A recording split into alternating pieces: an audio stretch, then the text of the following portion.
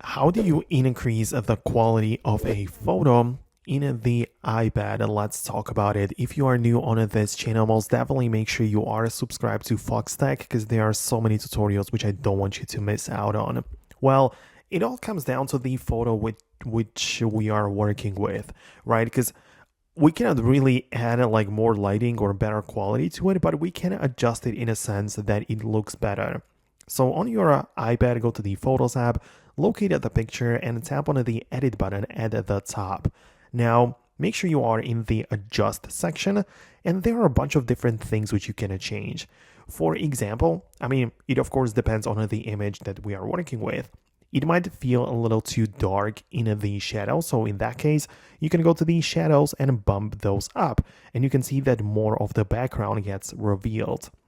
If you feel like the the photo is like too bright in some places, you can dial down the brightness generally, or just click on the highlights and dial down the highlights only, and it will make more detail get out of the bright areas of the image, right? So there are so many different things which you can work with in here. One very interesting option is the noise reduction, which you can apply to your photos if they have been captured in a low light environment and if there is a lot of grain in them.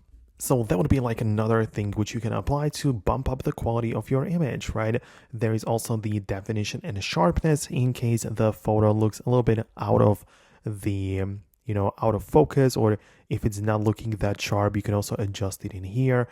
If the photo feels like the colors are kind of washed out, you can add the saturation vibe or vibrance to make the colors pop out a little bit more, right? So as you can see, plenty of options, right?